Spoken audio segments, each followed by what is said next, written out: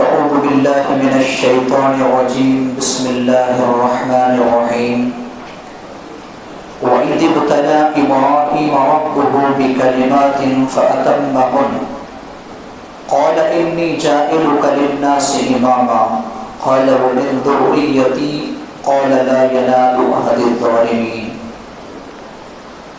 معزز مصلیان اکرام، پردانشین خواتین اسلامی ماں و بہنوں، اللہ سبحانہ و تعالیٰ کی توفیق سے آج کی نماز تراویح میں جن آیات کریمہ کی تلاوت کی گئی ہے ان میں بہت ساری نصیحتوں کی باتیں اللہ رب العالمین نے بتلائی ہیں، لیکن میں ان تمام باتوں کا اس مختصر وقت میں احاطہ یا بیان نہیں کر سکتا. نہایت اختصار کے ساتھ ایک جلیل القدر پیغمبر جس کو خلیل اللہ کہا گیا ہے، ان کی جو دعا ہے انہی دعا کو میں آپ کے سامنے بیان کروں گا. خلیل اللہ، آپ بتا سکتے ہیں وہ کون پیغمبر ہے جس کو اللہ نے اپنا خلیل بنایا؟ ماشاءاللہ ابراہیم علیہ السلام ہے.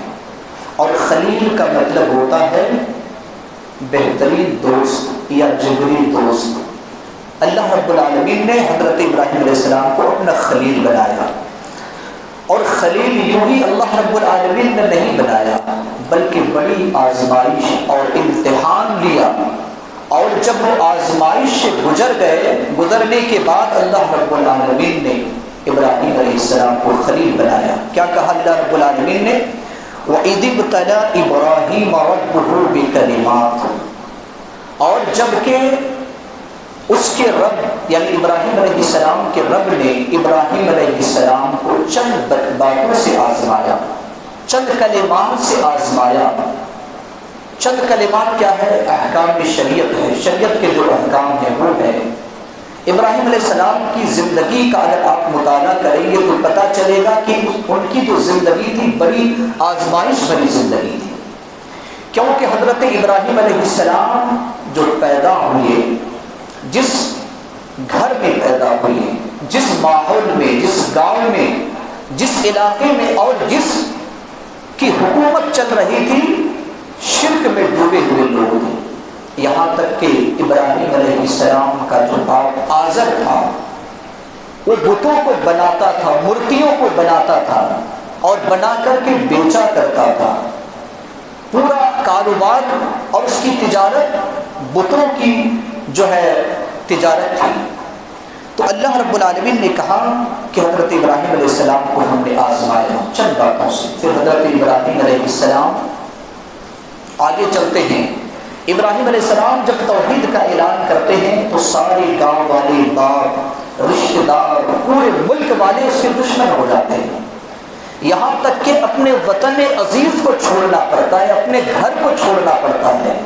ابراہیم علیہ السلام کہاں جاتے ہیں؟ اپنے ملک کو چھوڑ دیتے ہیں. پھر نار نمرود میں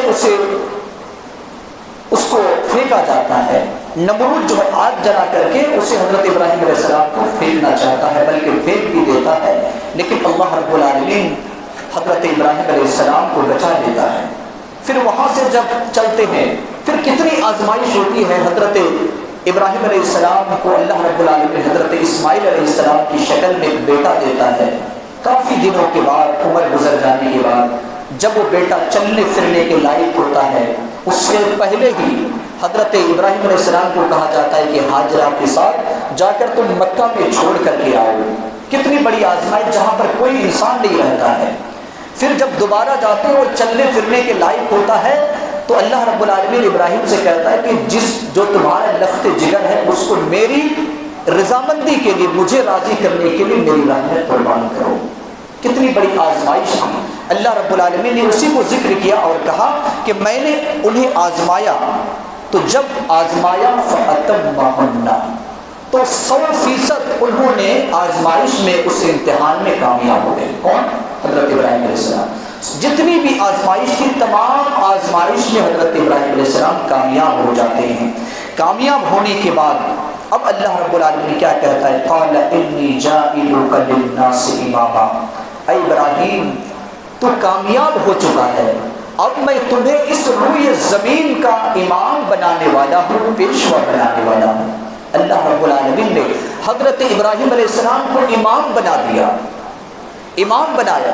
جب امام بنایا تو حضرت ابراہیم علیہ السلام نے فوراً درخواست کی، کہا کہ قال ومن ذریتی، اے اللہ تو نے تو مجھے امام بنایا، بہترین لوگوں میں شمار کیا، لیکن میری اولاد، میری نسل کا کیا ہوگا؟ اسے تو کیا بنائے گا؟ کیا گئے گزرے لوگوں میں بنائے گا؟ مقتدیوں میں بنائے گا؟ کیسے بنائے گا؟ اللہ رب العالمین نے جواب دیا، کہا قال لا ینال عهد الظالمین، کہا کہ میرے اس وعدہ کو، امامت کو، امامت کے منصب کو حاکم وہ نہیں بن سکتا ہے جو ظالم ہے۔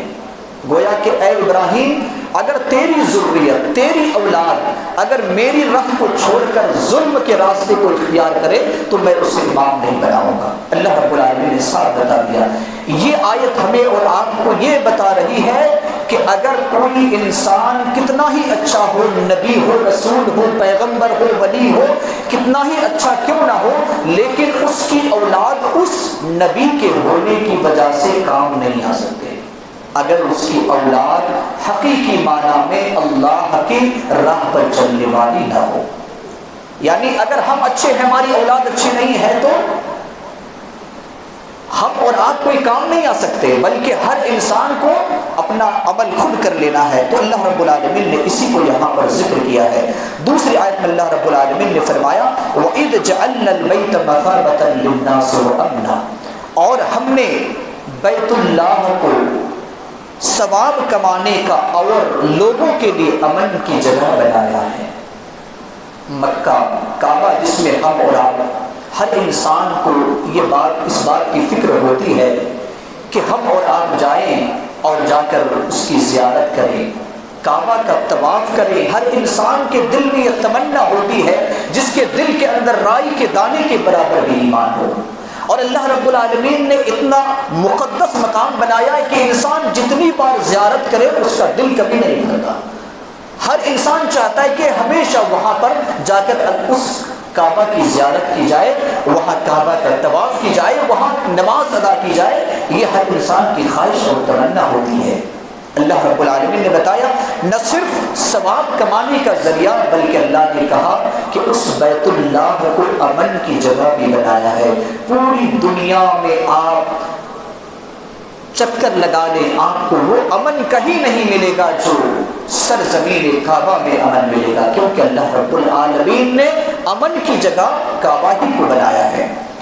اللہ رب العالمین نے آگے فرمایا ہے، جس کو اللہ رب العالمین نے کئی چیزیں یہاں پر بتلائی اس آیت کے اندر، اس کے اندر جو باتیں ہیں کہ اللہ رب العالمین نے یہ بھی کہا کہ وَاتَّخِذُوا مِن مَقَامِ إِبْرَاهِيمَ مُصَلًّى، مقام ابراہیم کو مصلی بناؤ۔ مقام ابراہیم آپ کو معلوم ہوگا کہ مقام ابراہیم اس جگہ کو کہا جاتا ہے جہاں پر حضرت ابراہیم علیہ السلام جس پتھر پر اپنے قدم رکھ کر کعبہ کی تعمیر کر رہے تھے۔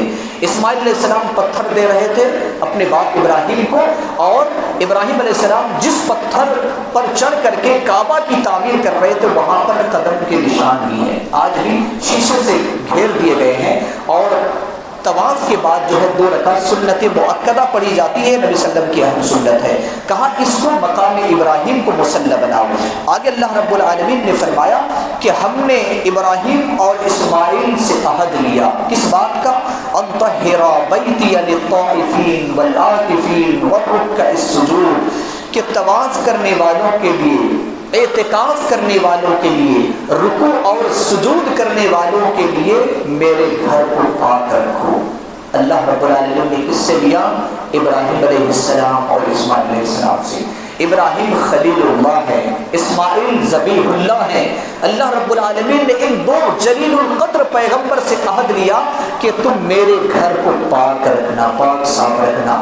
اس سے یہ پتہ چلتا ہے کہ اللہ کے جو گھر ہوتے ہیں، مساجد اللہ کے گھر ہوتے ہیں، اور اللہ کے گھر کو پاک صاف کرنا یہ معمولی آدمی کا کام نہیں ہے۔ آج ہمارے اور آپ کے ماحول میں یہ ذہن بن چکا ہے کہ جو صاف کرنے والے ہوتے، خادم ہوتے ہیں، وہ ادنا لوگ ہوتے ہیں، یہ معمولی لوگ ہوتے ہیں، لیکن اللہ نے حضرت ابراہیم جو خلیل اللہ ہے، اسماعیل جو ذبیح اللہ ہے، اللہ رب العالمین نے اسے کہا کہ تم میرے گھر کو پاک صاف رکھو۔ کتنا عظیم کام ہے مسجدوں کی صفائی کرنا۔ آخر میں جو حضرت ابراہیم علیہ السلام نے کئی دعائیں کی، ان میں سے جو آخری دعا ہے ربنا وابعث فیہم رسولا منہم یتلو علیہم آیاتک ویعلمہم الکتاب والحکمہ ویزکیہم انک انت العزیز الحکیم، یہ دعا در حقیقت ہمارے آخری نبی جناب محمد رسول اللہ صلی اللہ علیہ وسلم کے بارے میں ہے۔ ابراہیم علیہ السلام دعا کرتے ہیں آخری رسول کے لیے اور کہتے ہیں اے پروردگار عالم، ایک رسول مکہ کی سرزمین میں بھیج، مکہ والوں ہی میں سے ایک رسول کو بھیج جو رسول کیا کرے، تیری آیتوں کی تلاوت کرے، کتاب اور حکمت کی باتیں سکھائے اور انہیں پاکیزگی کی تعلیم دے، طہارت کی تعلیم دے۔ نبی صلی اللہ علیہ وسلم کی نبی صلی اللہ علیہ وسلم کے بارے میں جو دعا تھی، اللہ رب العالمین نے اس دعا کو قبول فرمائی، ابراہیم علیہ السلام کی دعا۔ اسی لیے نبی صلی اللہ علیہ وسلم بھی کہا کرتے تھے کہ میں خلیل اللہ حضرت ابراہیم علیہ السلام کی دعا ہوں، حضرت عیسیٰ علیہ السلام کی خوشخبری ہوں اور میری والدہ آمنہ کا خواب ہوں۔ تین چیزیں نبی صلی اللہ علیہ وسلم نے بتائی کہ ابراہیم علیہ السلام کی دعا، حضرت اسماعیل حضرت عیسیٰ علیہ السلام کی خوشخبری اور میری والدہ آمنہ کا خواب ہو، کیونکہ ابراہیم علیہ السلام نے دعا کی تھی، حضرت عیسیٰ علیہ السلام نے خوشخبری سنائی تھی اور حضرت آمنہ نے خواب میں دیکھا تھا کہ میرے جسم سے ایک نور نکل رہا ہے یا میرے بچے کی ولادت ہو رہی ہے۔ یہ جو ہے نبی صلی اللہ علیہ وسلم کی والدہ نے اس طریقے سے خواب میں دیکھا تھا۔ تو بہرحال یہ حضرت ابراہیم، اسماعیل اور دیگر کی جو دعائیں ہیں اللہ رب العالمین نے اس میں ذکر کیا ہے۔ آخر میں یہی کہنا چاہوں گا کہ اللہ رب العالمین نے ہمیں اور آپ کو جن تعلیمات سے نوازا ہے، ان تعلیمات کو ہم اور آپ اپنائیں اور آخری نبی جناب محمد رسول اللہ صلی اللہ علیہ وسلم کی سنت پر ہم اور آپ عمل کریں، اور کوئی ایسا عمل نہ کرے، کوئی ایسا کام نہ کرے جو نبی صلی اللہ علیہ وسلم کی سنت کے مخالف ہو۔ کسی نے ایک درخواست کی تھی، ایک سوال کیا تھا، مجھے بھی اس کے بارے میں صحیح طریقے سے معلوم نہیں تھا کہ بہت سارے لوگوں کے ذہن میں یہ بات ہے کہ رمضان المبارک کا جو یہ مہینہ ہے 3 اشرا ہوا کرتا ہے، پہلا اشرا ابھی جو چل رہا ہے، پھر ایک دوسرا اشرا، پھر تیسرا اشرا۔ لوگوں نے اس کو تقسیم کر دیا ہے کہ پہلا اشرا رحمت کا ہے، پھر دوسرا اشرا مغفرت کا ہے، تیسرا اشرا یہ جو ہے جہنم سے نجات کا ہے۔ اس طرح کی حدیث میں کچھ بھی نہیں ہے، کہتے ہیں کہ علماء بیان کرتے ہیں، تو جو بھی علماء بیان کرتے ہیں آپ ان سے دلیل لیجئے کہ پہلا اشرا رحمت، دوسرا اشرا مغفرت یا تیسرا اشرا نجات اس طرح نہیں ہے، بلکہ اگر ہم اور آپ قرآن کا مطالعہ کریں گے، حدیث کا مطالعہ کریں گے تو یہ پتہ چلے گا کہ پورا مہینہ رحمت کا ہے، پورا مہینہ مغفرت کا ہے۔ کیوں؟ دلیل اس کے بارے میں موجود ہے۔ اللہ کے رسول صلی اللہ علیہ وسلم فرماتے ہیں کہ اللہ کے رسول صلی اللہ علیہ وسلم فرماتے ہیں کہ اس مہینے میں تم کثرت سے استغفار کیا کرو، اور پورا مہینہ نجات کا مہینہ ہے۔ بلکہ حدیث کے اندر یہاں تک آتا ہے کہ جب رمضان المبارک کا مہینہ آ جاتا ہے تو رات میں اللہ رب العالمین جہنمیوں کو نجات دیتا ہے، آخری اشرا میں نہیں بلکہ رمضان جیسے ہی شروع ہو جاتا ہے، اور خاص طور سے جب افطاری کا وقت ہوا کرتا ہے تو اس وقت میں کثرت سے دعا کرنے کا ہونا ہے۔ کیوں؟ اس وجہ سے کہ اس وقت اللہ رب العالمین کثرت سے لوگوں کو جہنم سے نجات دیتا ہے۔ تو افطاری ہم اور آپ کب کرتے ہیں؟ پہلے اشرے میں بھی کرتے ہیں، دوسرے میں بھی اور تیسرے اشرے میں بھی۔ لہٰذا اس طریقے سے تین اشرے میں 3 چیزوں کو تقسیم کرنا یہ اپنی طرف سے بناوٹ ہے، جبکہ اللہ کہتا ہے کہ پورا مہینہ رحمت کا ہے، ہم کہتے ہیں کہ پہلا اشرا رحمت کا ہے۔